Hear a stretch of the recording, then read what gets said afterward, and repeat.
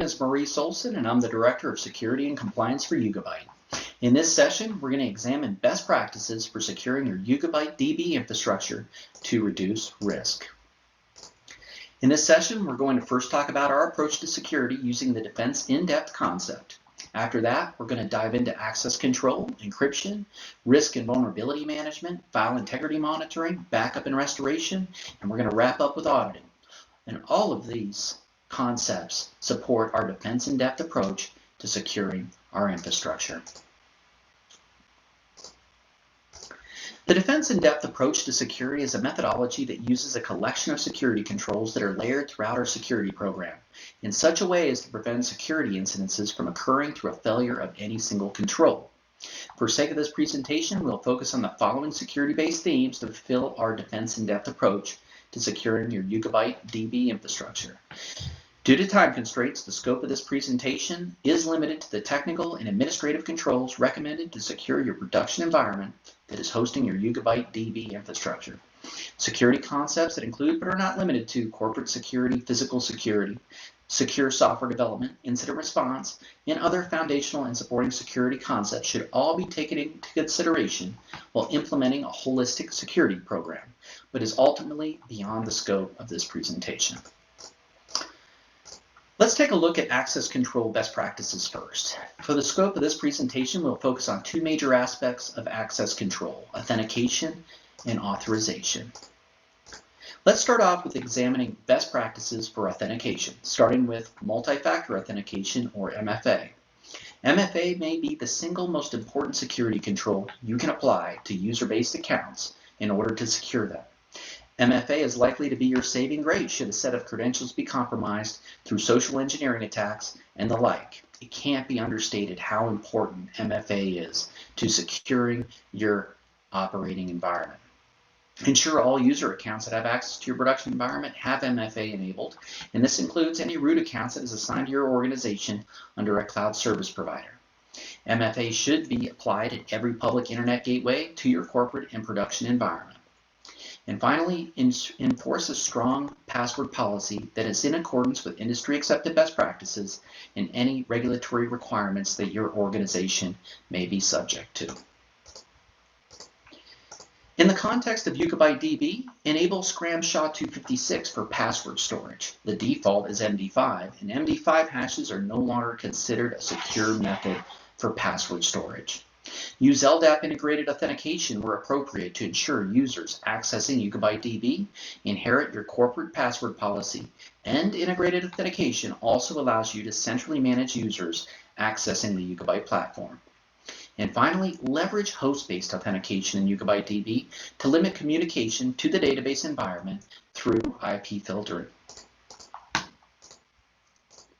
Authentication controls who can access a given environment, and authorization is the process of limiting access to certain resources within the environment after authentication has already occurred.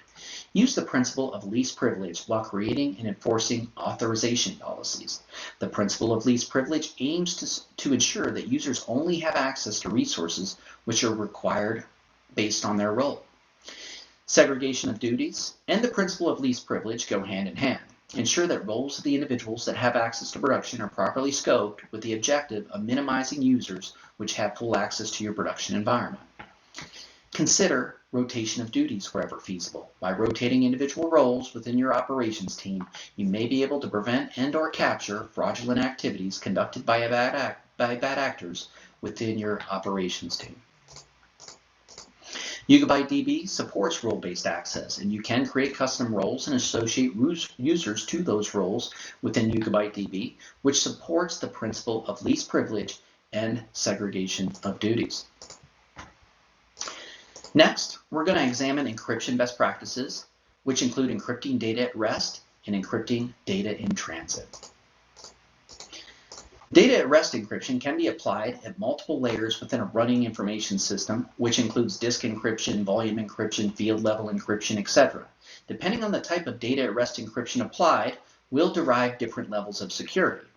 Volume and disk encryption is best suited for protecting against unauthorized users to gain access to the encrypted data, but does not necessarily protect against authorized users' ability to view data on those respective systems even though it is encrypted. Field-level encryption, which could be applied in a number of use cases, including configuration file parameters, database table information, and the like, if designed properly, will prevent even authorized users, such as administrators of an information system, from being able to view or effectively steal the encrypted data. Ensure you're using strong encryption that is in accordance with acceptable criteria established by your information security team. It is common and best practice for an organization's security team to establish acceptable parameters for the use of encryption. Ensure that the keys for encryption and decryption are not stored in the same system that possesses the encrypted data. Doing so may result in a bad actor being able to acquire the encryption key along with the encrypted data, making it easier to decrypt and resultantly compromise the secured data. Finally, evaluate key stores and bring your own key methodologies to bolster the security of your operating environment. Specific to YugabyteDB, enable YugabyteDB cluster-wide encryption and consider encryption key rotations on a cadence that commensurate with the risk. YugabyteDB does support key rotations. Consider the use of column-level encryption based on your use case. YugabyteDB supports both symmetric and asymmetric-based encryption for column-level security of data, but be aware that symmetric-based encryption is generally faster than asymmetric encryption, and the larger the amount of data that has to be encrypted and decrypted, the more the performance difference between symmetric and asymmetric encryption will be noticed. Additionally, YugabyteDB uses PG crypto to apply column-level encryption, allowing you to select the type of symmetric encryption that will be used on a column. Ensure you use strong encryption algorithms like AES when using column-level encryption. Moving on to encrypting data in transit, ensure you're using secure transport protocols such as TLS 1.2 or TLS 1.3 and avoid supporting old transmission protocols that are known to have exploitable vulnerabilities like TLS 1.0 and TLS 1.1. Only support strong cipher suites for in-transit encryption and ensure that order of ciphers listed on your web servers negotiate the strongest ciphers first, because sometimes they don't. Use recognized public certificate authorities for any publicly facing use cases and avoid the use of self-signed certificates. Specific to YugabyteDB, YugabyteDB supports server-to-server encryption, which ensures that communication between Yugabyte platform nodes are encrypted in transit.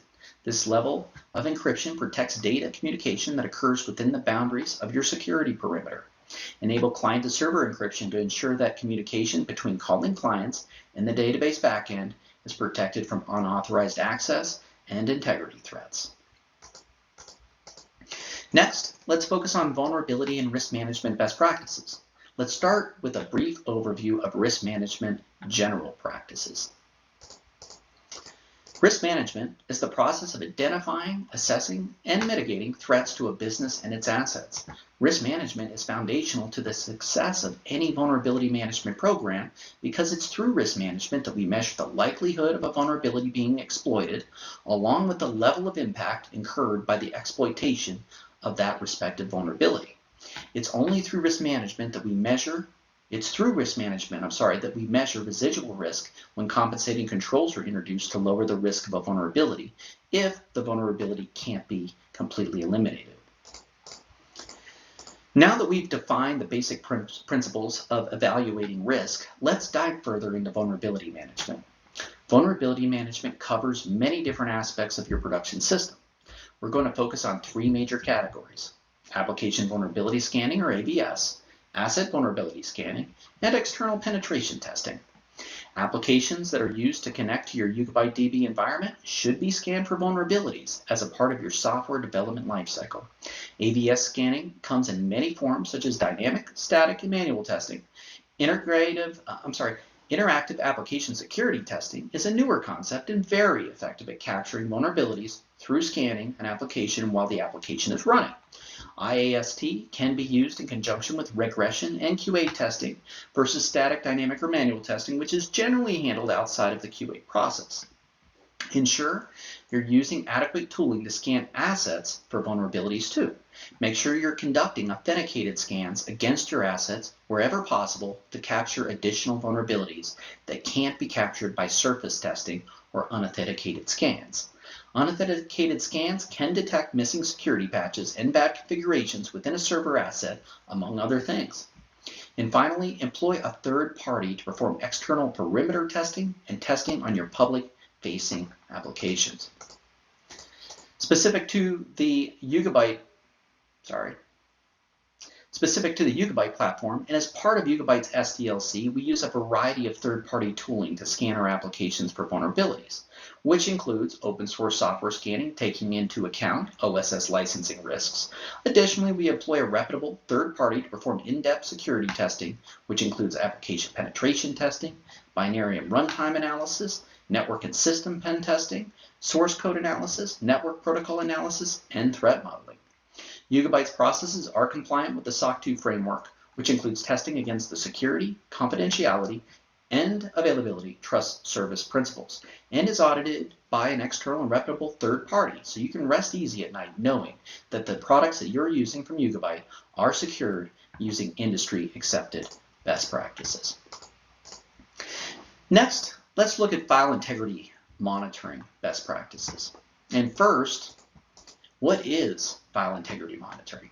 Well, file integrity monitoring, or FIM, is a security concept that aims to validate the integrity of operating system platforms, applications, and system configurations by detecting deviations in the operating environment from a trusted baseline configuration. FIM plays a key role in detecting and alerting on tampering with information systems that support your YugabyteDB infrastructure, as well as to detect fraud and change control process violations.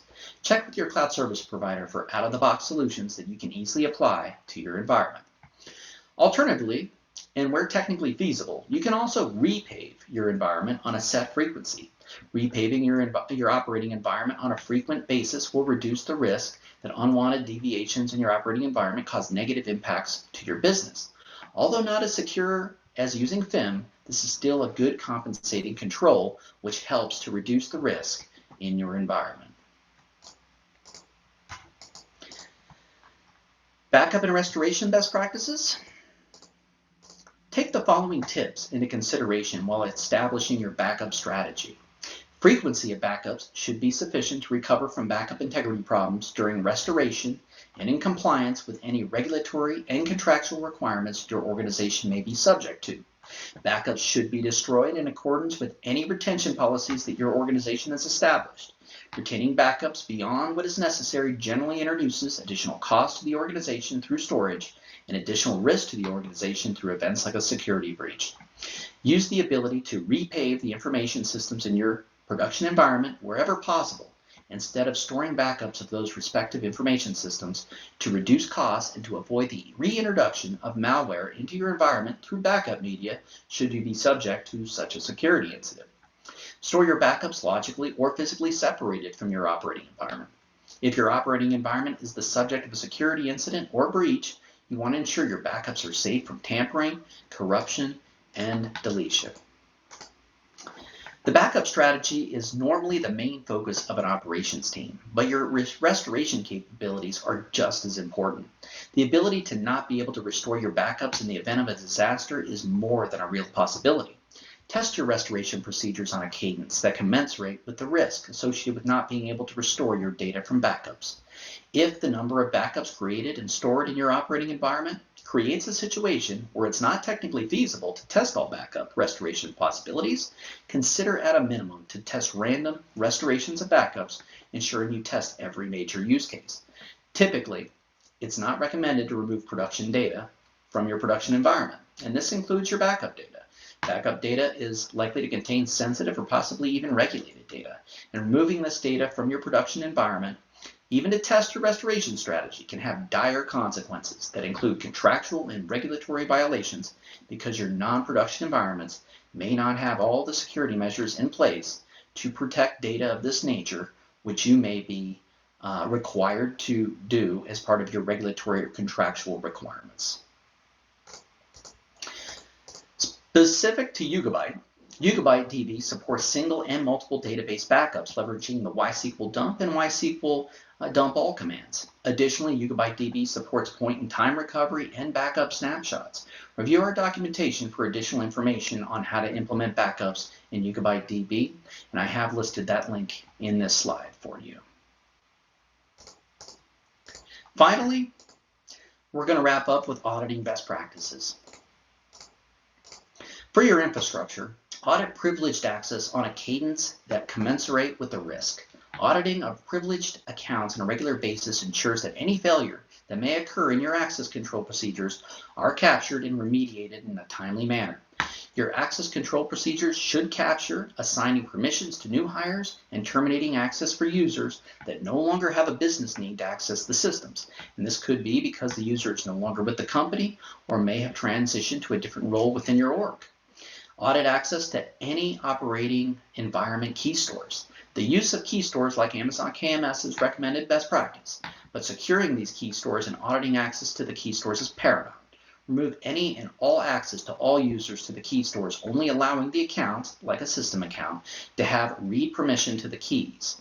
Administrators will have the ability to change permissions on the key store as needed, and any changes to the key store should be auditable to detect fraud. Maintain an inventory of information assets in your production environment and classify those assets from a data and an impact classification perspective. Classifying the information assets in the environment help drive the security requirements that should be implemented on those respective assets. Audit firewall configurations with focus on limiting communication between nodes on the need-to-know principle. Using the zero trust methodology, servers and the like should only be able to talk to other servers as is necessary to facilitate the business use case, and only using the ports and protocols required for authorized communication. In the event of a security incident, using the zero trust methodology will help limit the blast radius and also will limit the types of attacks that can occur against those respective production assets. Finally, audit any logs pertinent to security on a cadence that commensurate with the risk. It's advised to take any security-related logs and aggregate those respective records into a SIM or log aggregation tool for ease of analysis and to build alerts around anomalies for quick detection. YugabyteDB supports both session and object-level auditing. Ensure you enable auditing within your YugabyteDB environment, tuning your logs as necessary to capture security-related events and aggregating those events in a log aggregation tool or SIM.